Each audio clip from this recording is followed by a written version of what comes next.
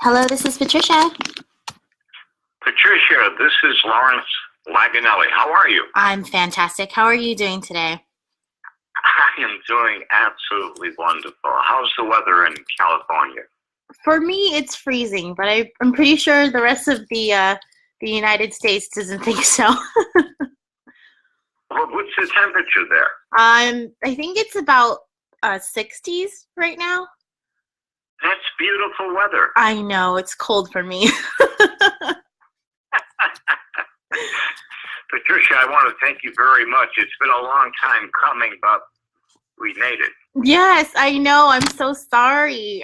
Work has been pretty crazy for me, and I'm very much into volunteering and all of that other stuff. So that's probably why we haven't been able to connect. Well, that's fine, but we have the opportunity right now, and I really appreciate this Yeah, tremendously. of course. You're a pretty active individual, aren't you? Yes, I am. Where do you get all of this energy? I actually don't know. I've been asking myself that for years, but I think that I get a lot of it from my mom.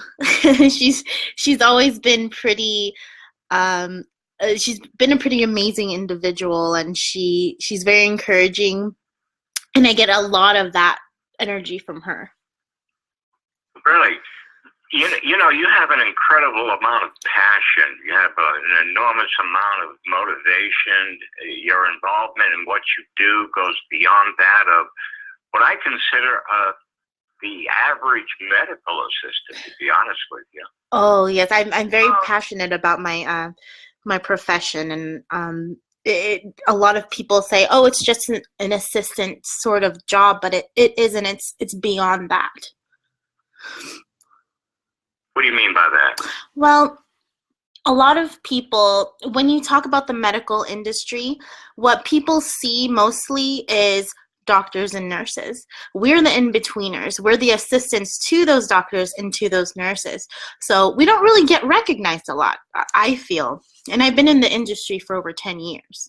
I really don't feel that we get recognized a lot because we don't carry a license, you know.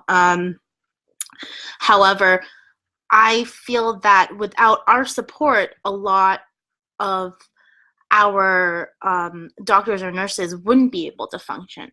So I guess that's what I mean. I completely agree. That's why I do what I do. I feel that the true essence of a medical assistant is really undiscovered, to be honest with you. I feel that the medical assistant, when you're reading about healthcare, how often do you hear about the medical assistant themselves? Barely.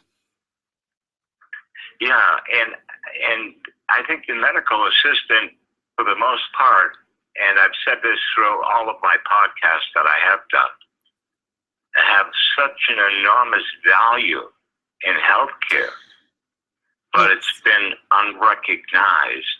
And I think that, and you correct me if I'm wrong, but I think that the opportunities for medical assistance goes beyond the functions of taking weight, taking blood pressure, making some notations on a chart, and leaving the patient's room. Don't you think a medical assistant goes beyond really that? Absolutely, absolutely. We are the first contact clinically, and a lot of the times we are the last because we are so heavy on the administrative side as well. The nurses and the doctor do so much footwork. However, we are in contact with the patients almost 100% of the time of their care. I had used to work in a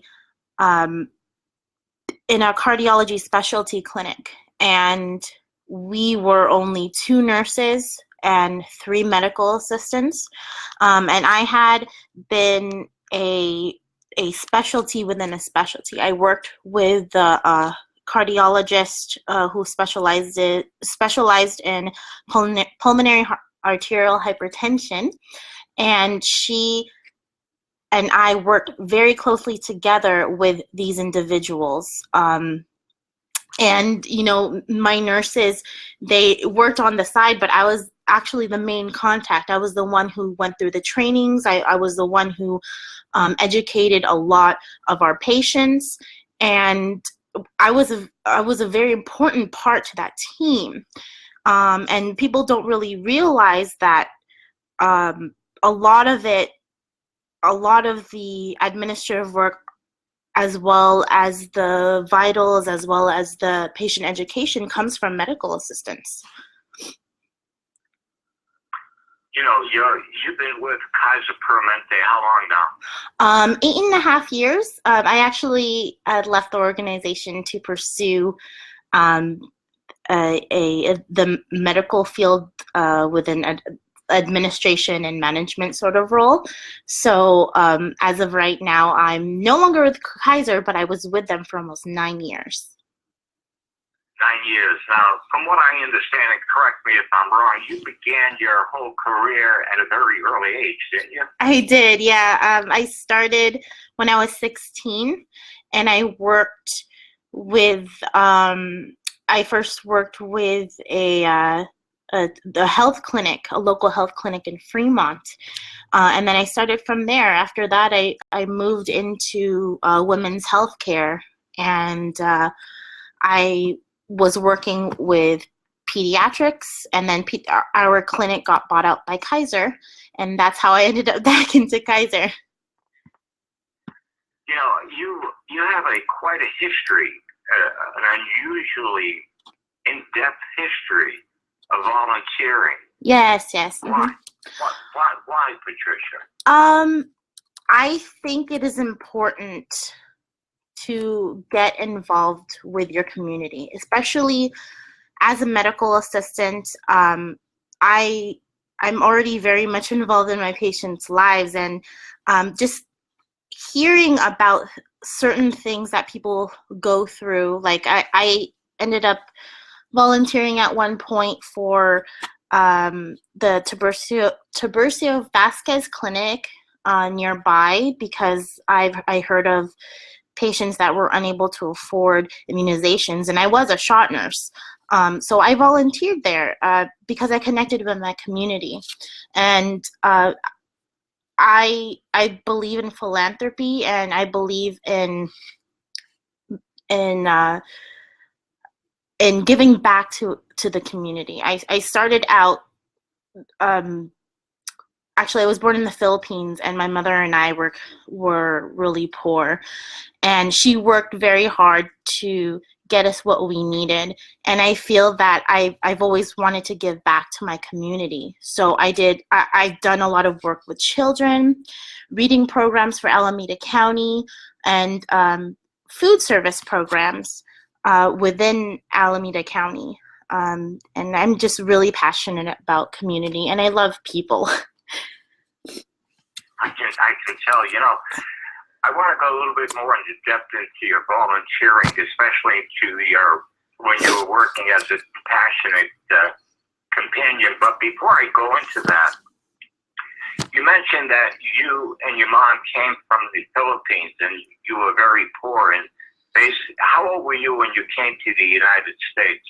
I was 3 years old when I came to the U.S., and my mom had actually worked here in the U.S. 1 or 2 years prior to me arriving in the States. Now, you say that your mother has had a great influence on you, and obviously that influence came from what she personally experienced in the Philippines. Yes. Is that right? That's absolutely correct. Yeah, well, it's not just in the Philippines, but here in America. It's actually a really great subject to bring up, since everything's been going on, lately. It's a sense of patriotism that my mom had for America. She came here with nothing, and she was able to bring her children up in this in this beautiful country, with everything she was able to learn and to grow, with here. So she brought a lot of hope, and she took leaps of faith, and this is exactly what I'm trying to do with my life at the moment. You say she took leaps of faith? Yes, she definitely did. She came here on her own, all by herself. My grandfather actually passed away shortly after I was born, shortly before I was born, and my mom had nothing left. She wanted to make a good life for her children. She wanted to make a good life for herself, and so she left the Philippines, and with barely anything, she started working as in, I believe it was Nordstrom, doing shoes stocking, and then after that she moved on into tech, and now she is a global program specialist. And I get a lot of my attitude, my business sense from my mother, and I owe a lot to her in regards to my career advancements, because you can't gain anything from staying in the same place all your life, especially if you feel that you deserve more. I agree. Matter of fact, I don't know if you've ever listened to our podcast, but on our web page on InsideMedicalAssisting.com, we also have another podcast that we do, is Becoming the Person That You Want to Be. And what you're telling me is exactly what it's all about. What I'm referring to is your mother and yourself, that your mother had a dream, had a desire, came to the United States, worked her way to a specific, worked her way up, educated herself, had a passion, had a dream, had a desire, and that dream and desire was to become something. And what she became, what you just described, what she became, was due to her attitude. But her attitude had an enormous impact on you as well. Absolutely. And you mentioned in your LinkedIn summary that you spent approximately 4 years as a compassionate companion. Yes. Can you give me some insight into that? So this program that I was in for a very long time, I actually spearheaded with a group of 2 people actually starting, and it was brought on by a nurse in Oregon who was very passionate about her patients, but she had left one of her patients' room one night to go to the bathroom. She came back and she found that her patient had died.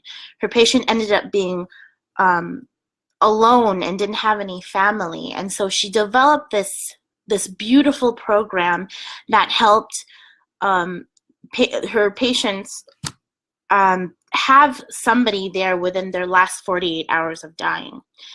So we basically provide the services, just we don't really do a whole lot in the room, but when we are called, we sit next to those patients, and we actually train people to just be with that patient.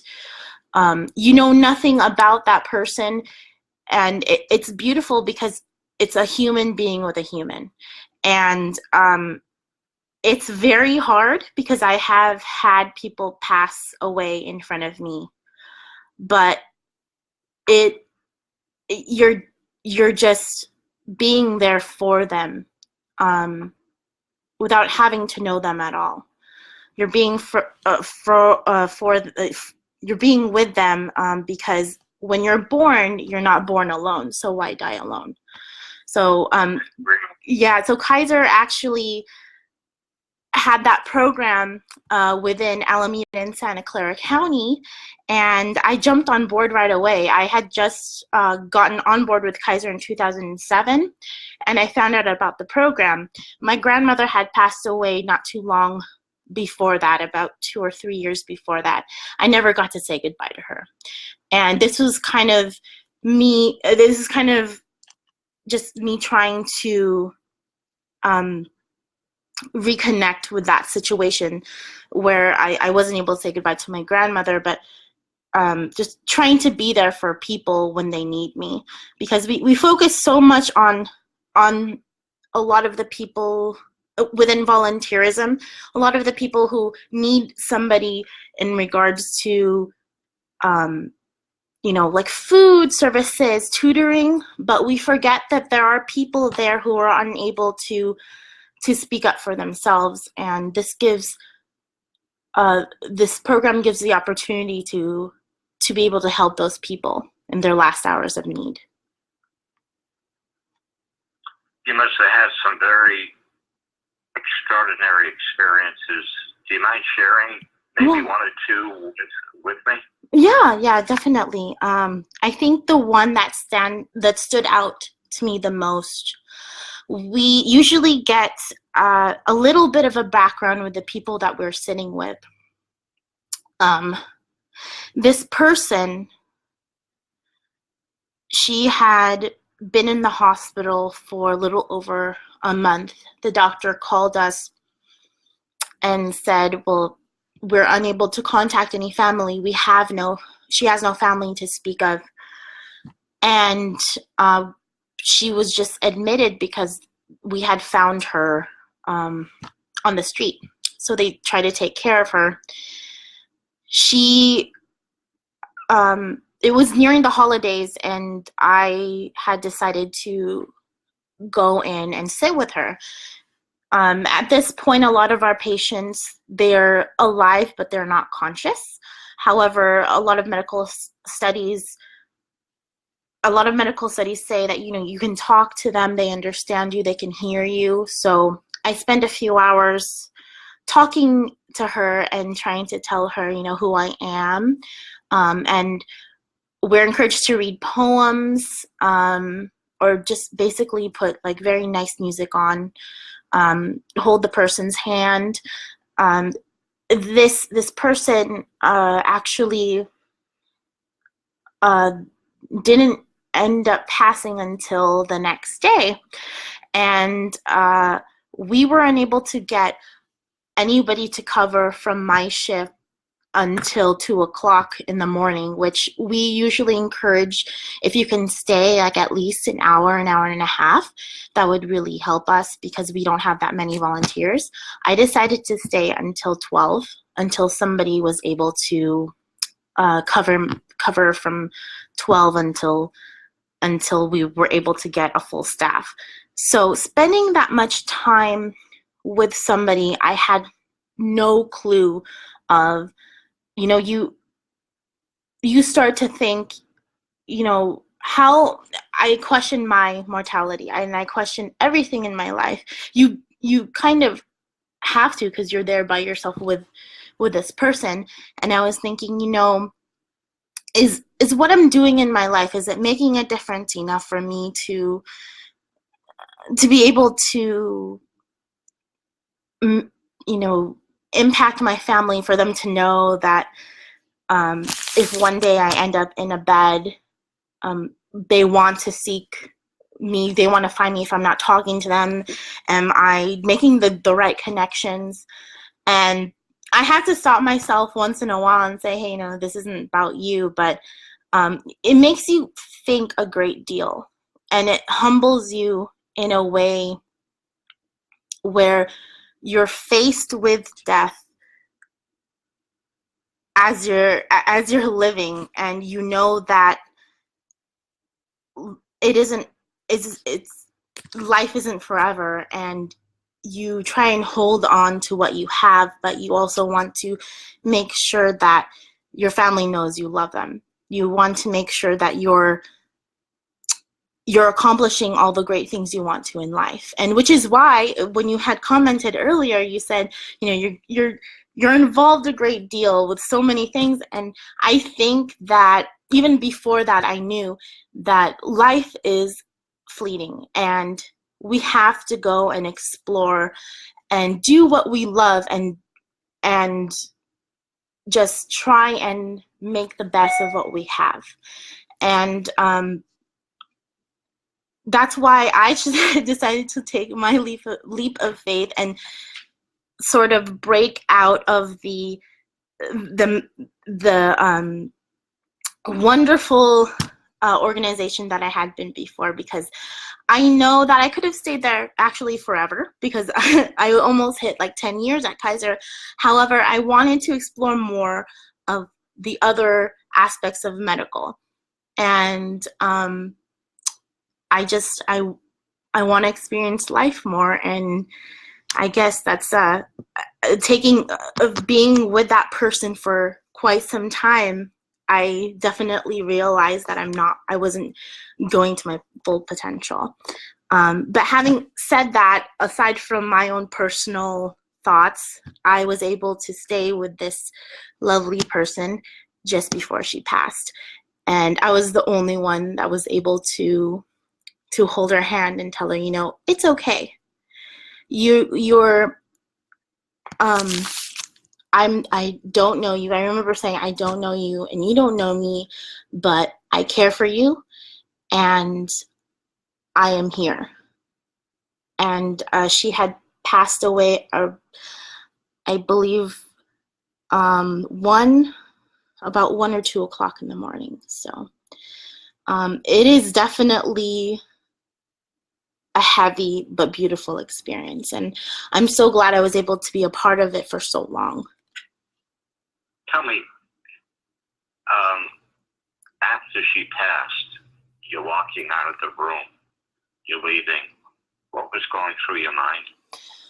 Whew.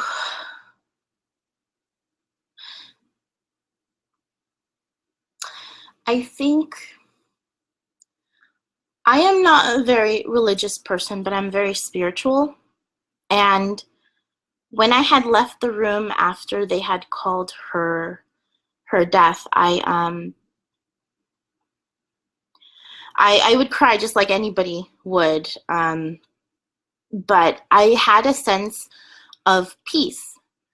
It was a different kind of peace since I didn't know this woman, but I felt that she knew that I was genuinely there for her. And the sadness quickly turned into a little bit of happiness, and knowing that I was able to be there when nobody else could. You could write a book, couldn't you? I would love to. Who has the time, though? Well, obviously, if it's that important to you, I believe that you would do it. You mentioned earlier that you wanted to break away from what you were doing into, you wanted to discover new things. What do you want to discover? I actually, before thinking of going to the medical field, I have always wanted to be a teacher.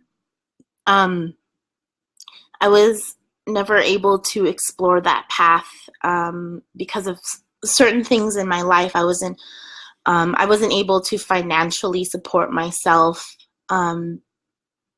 into going into like a 4-year college. So, which is why one of the reasons why I ended up in medical assisting, because I was still able to help people, still able to go into the field without having to commit to so much money. But I've always wanted to be a teacher, and I'm actually exploring possible teaching careers within the trade schools and the technical schools. And I've already had one interview, so hopefully I get into that. Aside from that, I actually love being an administrator. I like being able to get behind the scenes instead of hands-on with patients, because I love talking to them. I love helping them, just basically with all of the very confusing things in healthcare. So I was trying to look for a position within the health field for administration. And hopefully that pans out. You said that you were just interviewed. You said that you were just interviewed for a position as an instructor or a teacher. What type of position would that be? So within technical schools, a lot of the technical schools, you have one instructor, one basic instructor. You actually one or two, depending on what kind of degree you're wanting to pursue, or if you just want to do a certification, you usually stick with one instructor. However, if you're going to a degree, you also have another instructor who specializes in anatomy and physiology, and they're usually like doctors. The MA instructor that does all of the basics, just teaches about hand washing techniques, teaches about sterilization and all of that other stuff. That's usually a certified medical assistant, and that's the type of position that I was actually going for. So hopefully I can do that, because I would love to teach the new wave of medical assistants, because I believe the field, just like any other position in healthcare, the field is constantly changing. And a lot of the things that the doctors have to change, the nurses have to change, and in regards to healthcare, medical assistants don't get that. And I think I can bring that into being an instructor at a trade school. I agree with you. What you're telling me, and correct me if I'm mistaken, I'm just going to give you a paraphrase what you just said, is that you feel that currently in the education of a medical assistant, the education itself has not kept pace with current times in healthcare. Is that correct? I actually, yes, I completely agree with that. From what I'm told, for students that are getting into internship, or what I've seen, is that a lot of the medical assistants are still being instructed for certain things that they are no longer have to do unless they're in like a private health clinic. But a lot of these medical assistants are actually going for the hospital-based jobs, like Kaiser or Stanford Health Clinics, and a lot of things aren't done anymore the way that they were instructed. So I think I can actually help with that by bringing a fresh and current perspective of the medical field. I agree. That's what's needed, in my opinion. Matter of fact, that's one of the major topics that we discuss on our podcast, because there are so many avenues.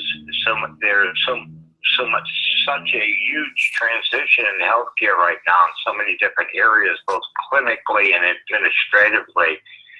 But the main topic that I think that needs more of an emphasis on, and the topic is broad, but I'm going to use the word professionalism. Mm-hmm. And I think professionalism covers a very vast area. One of the major things that it really covers is the interpersonal communications that you, a medical assistant, has, your ability to communicate with the people that you're working with, your ability to communicate with patients, your ability to communicate and understand providers, and being able to be on a level that enables the medical assistant to have this relationship that inspires the environment that they're in. And the only way that you can do that is you have to put an emphasis on that in the educational programs themselves. You yourself are, in my opinion, are a model. Thank you. And I'm being serious now. I know you're a very humble person, but I'm being very serious, because everything that you have told me, everything, stems from one thing. You have a passion that goes beyond it goes beyond what a normal medical assistant does and feels and thinks, because your realization that you're here for a very short period of time on Earth, and you want to be able to do as much as you can possibly do to influence everything that you do in a positive way. Yeah, thank you. Yes. Yes, exactly. I think that a lot of people, I'm not bashing anybody trying to get into medical assisting, but I think the mindset of a lot of people actually nowadays with everything is that it's just a job. But getting involved into the field itself and actually digging in and rooting myself within an organization that I deeply believe in, it's no longer a job, it's a passion, and it's a drive that you get from the experiences that you create. And I think that you're absolutely right. The professionalism isn't there sometimes, and the passion sort of just wanes because it's not looked at as anything other than a mechanical sort of job. But that's not how it is. It's not that how it is in healthcare at all. And a lot of the younger generations don't see that. And I guess that's what I want to contribute, you know. Before I hang up, before we disband this conversation, I want to ask you about one thing. You were writing a book. Yes. Right? Yes, that's correct. Tell me about your book. I was a shot nurse for Kaiser for many years. I was also head of the director of the shot clinic in the early 2000s. And I experienced a lot of kids just getting misinformed about their immunizations. A lot of the parents, because they don't want their kids to make them be the villain for bringing them to the clinic to get these shots, they usually say, "Oh, I'm so sorry. Let me give you this, or if you do this, then if you get the shot, then we can go to Toys R Us or something," which is fine. Whatever gets your kid through. But then I would hear on the side, "Did the bad nurse hurt you? Did see, it didn't hurt that much when the child was crying." I think that sort of just gives a different meaning to the experience the child has. Misinformation is a product of fear, I think, or vice versa. And what I had wanted to accomplish with this book, No Shots for Nora, is to gently inform the children instead of lying to them saying this isn't going to hurt, because of course it is. It's a foreign object going into your body, and it's not really something anybody wants to experience. I hate shots myself, and I would hate for my parent to say, we're going to go to the clinic just to give you shots. And you're just going to have to take it.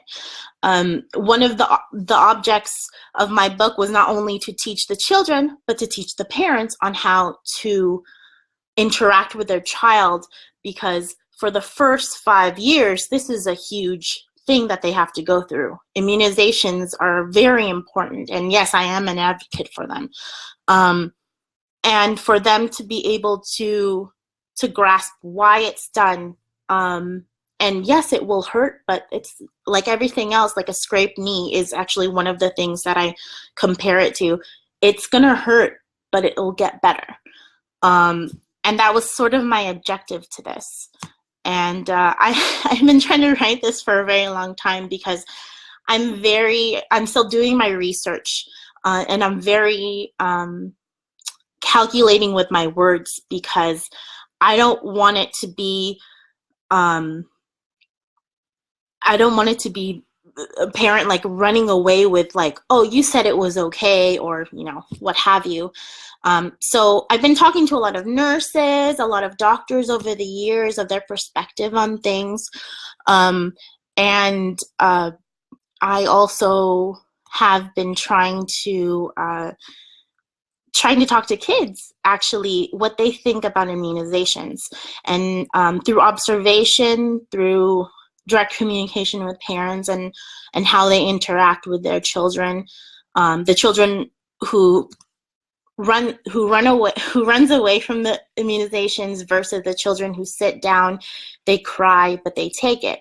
You know, there's this one huge thing, this whole difference, the difference between those two children is the parent communicating and understanding and giving that knowledge to their own children. So that's actually the object of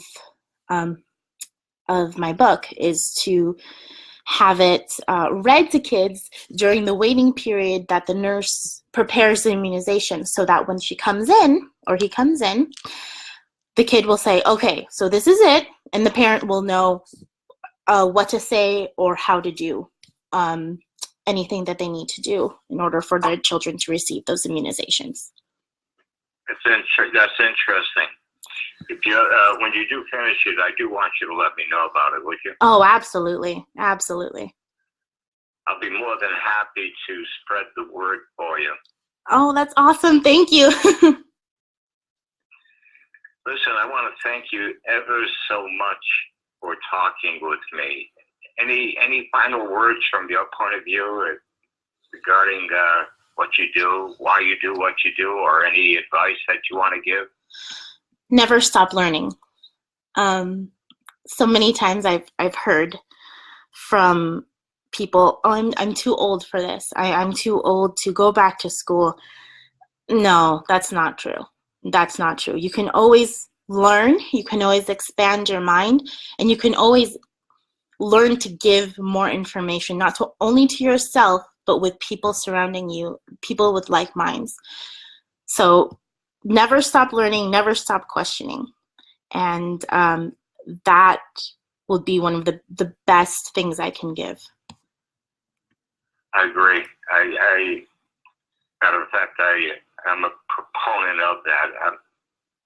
I believe that no matter how old you are, no matter how young you are, learning is the essence of life. Matter of fact, learning is life. Yes, absolutely agree.